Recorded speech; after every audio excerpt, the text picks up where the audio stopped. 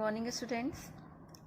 This is the second lecture of chapter number 11, that is Force, Work and Energy of class 4th from Cordova Science. In previous lecture, we had discussed about force and its types, in which we had discussed about gravitational force and about frictional force, and also about the effects of force. In this lecture we will discuss about simple machines. Let's start. Simple machines. Simple machines are the devices that make our work faster and easier. क्या होता है? Simple machine वो devices होती हैं, वो machines होती हैं जो क्या करती हैं, हमारे काम को ईजी बनाती हैं और फास्ट बनाती हैं. लाइक कुछ भी, कोई भी, ये फैन हुआ, फैन है जो क्या करता है, हमें हवा देता है. एसी है, कूलर है, वॉशिंग मशीन है, ये सब क्या करती है, हमारे काम. वॉशिंग मशीन क्या करती है, हमारे काम को इजी भी बनाती है और फास्टर भी बनाती है. तो ये सब क्या है, सिंपल मशीन है जो क्या करती है, हमारे वर्क को वर्क को तेज करने में हेल्प करती है, मीन्स फास्ट करने में हेल्प करती है, और हमारे वर्क को इजी भी बनाती हैं. Simple machines are of different types like lever, pulley, wheel and axle, inclined plane, wedge and screw. क्या होती है, सिंपल मशीन डिफरेंट टाइप्स की होती हैं, जिसमें से यहाँ पे कुछ दी गई हैं: lever, pulley, wheel and axle, inclined plane, wedge and screw. First start with lever. Lever is a simple machine used to. Lever क्या है, एक सिंपल मशीन है जिसका यूज कहाँ कहाँ पे कैसे कैसे किया जाता है. First, cutting things. For example scissors. क्या होता है, चीज़ों को काटने में यूज़ किया जाता है, जिसमें किसका यूज़ किया जाता है, कौन सी सिंपल मशीन, सीजर का. ये क्या कर रही है, एक पेपर को कट कर रही है जो हमारे वर्क को इजी बना रही है. अगर हम हाथ से इसको टीयर आउट करें तो ये जिगजैग या टेढ़ा मेढ़ा कैसा भी फट जाएगा, बट अगर हम सीजर की हेल्प से इसको कट करेंगे और प्रॉपर लेंथ लेके तो ये एक स्ट्रेट कट मिलेगा हमें. Next, lift weights.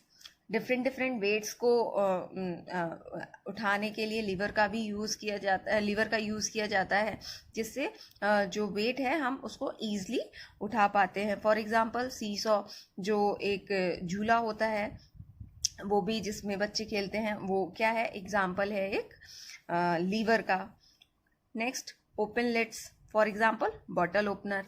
ओपन, किसी भी चीज़ का ढक्कन खोलने के लिए हम अगर किसी चीज़ का यूज़ कर रहे हैं, किसी इक्विपमेंट का की हेल्प ले रहे हैं, तो उसको भी क्या कहेंगे, लीवर कहेंगे. जैसे यहाँ पे जो सॉफ्ट ड्रिंक्स होती हैं उसकी जो बॉटल का लिड होता है, ढक्कन होता है, उसको खोलने के लिए बॉटल ओपनर का यूज़ किया जाता है, जो कि क्या होता है, एक लीवर होता है.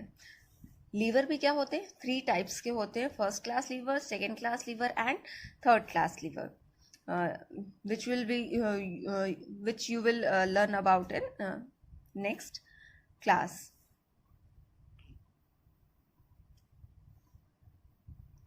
Next, pulley. Pulley is a simple machine used to draw water from wells. Pulley क्या होती है, एक ऐसी मशीन है जिसका यूज़ कहाँ पे किया जाता है, कुएं से पानी निकालने में इसका यूज़ किया जाता है. जैसा कि ये फिगर भी दिया गया है, ये क्या है, एक पुली है जिसके चारों साइड रोप को लगाया गया है और इससे ईजिली हम पानी को ऊपर खींच लेते हैं. It consist of a rope running over a wheel. ये क्या है, एक व्हील है, इसके चारों साइड रोप लगाई जाती है, रस्सी लगाई जाती है. The wheel is grooved to prevent the rope from slipping. क्या होता है, व्हील के दोनों साइड पे क्या होता है, ये जो व्हील है इसको ग्रूव किया जाता है ताकि स्लिप ना हो सके. और जो पुली भी होती है वो भी 2 टाइप की होती है, फिक्स्ड पुली और movable pulley. Next, inclined plane. An inclined plane is used to load heavy barrels and sacks onto trucks. क्या होता है, इंक्लाइन प्लेन क्या होता है? एक ये जो एक स्लोपिंग सरफेस होती है, इसी को क्या कहते हैं? इंक्लाइन प्लेन कहते हैं। इसका यूज़ क्या कहाँ करते हैं?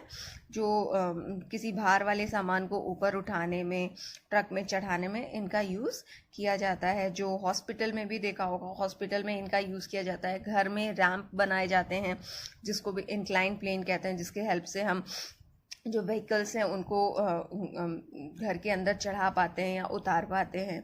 हॉस्पिटल में जो पेशेंट होते हैं उनको ऊपर बिल्डिंग में ऊपर ले जाने के लिए, हाइट तक ले जाने के लिए इंक्लाइन प्लेन का ही यूज़ किया जाता है। it is basically a slope over which a load can be pushed or pulled easily. As I said, ये क्या है? एक स्लोपिंग सरफेस है, मीन्स ढाल वाली सरफेस है, जिसकी हेल्प से हम किसी भी लोड को, किसी भारी सामान को ईजिली पुश करके ऊपर ले जा सकते हैं या पुल कर सकते हैं, नीचे भी ला सकते हैं। Next, screw. A screw is used to hold the things together. It is basically a nail which grooved cut into it. क्या होता है? स्क्रू क्या है? एक सिंपल एक नेल होता है जिसका यूज कहाँ किया जाता है? थिंग्स को होल्ड करने में, मीन्स फिक्स करने में, एक जगह को फिक्स करने में स्क्रू का यूज किया जाता है। इसमें क्या होता है? एक ये नेल होता है, ये आयरन नेल होता है, और इसमें क्या होता है? ग्रूव्स कट होते हैं। ये जो कट दिए गए हैं ये प्रेजेंट होते हैं, जिससे ये इजीली कहीं पे भी फिक्स हो जाता है। अगर ये ग्रूव्स नहीं होंगे तो ये फिक्स नहीं होगा, इसको अंदर डाला जाएगा और ये इजीली बाहर निकल जाएगा अगर खींचा जाए इसको। बट इसको फिक्स करने के लिए क्या स्क्रू ड्राइवर का यूज किया जाता है, इसको पूरा राउंड राउंड राउंड राउंड घुमा के। Next, wedge. A wedge is a simple machine used to cut things. wedge क्या होता है? एक सिंपल मशीन होती है जिसका यूज कहाँ पे किया जाता है? चीजों को कट करने में यूज किया जाता है। ये क्या है? एक wedge का डायग्राम है। For example, axe and knife. ये जो है ये है इसका wedge का example. It consist of two incline planes that join to form a sharp edge at one end. इसमें क्या होता है? ये इस तरीके की एक सरफेस, जैसे ये पेन का ये वाला सरफेस होता है, इसमें एक साइड ये इंक्लाइन प्लेन है और एक ये इंक्लाइन प्लेन है, और ये क्या है? जहाँ पे हमारी लेड है वहाँ पे क्या है? एक शार्प एज बन रही है। उसी तरह होता क्या है? दो इंक्लाइन प्लेन होते हैं और ये इंक्लाइन प्लेन जहाँ पे मिलते हैं वहाँ पे एक शार्प एज बनती है। इसी को क्या कहते हैं? हम वेज कहते हैं। और इसका यूज कहाँ पे करते हैं? कटिंग में, थिंग्स को कट करने में यूज किया जाता है। ये जैसे कि यहाँ पे यूज भी किया जा रहा है इस ट्री को कट करने में। Next, wheel and axle. A wheel and axle arrangement is made up of a wheel and a rod. Wheel and axle का अरेंजमेंट कैसे किया जाता है? उसमें एक व्हील होती है जिसके सेंटर से एक रॉड डाली जाती है, जिसको क्या कहते हैं? एक्सल कहते हैं। Rod passes through the center of the wheel. As I said, rod क्या करती है? व्हील के सेंटर से पास होती है। The wheel rotates around the rod. क्या होती है? व्हील क्या करती है? इसी रॉड के चारों साइड रोटेट करती रहती है। It helps to move heavy objects. इसका यूज क्या करते हैं? कहाँ पे करते हैं?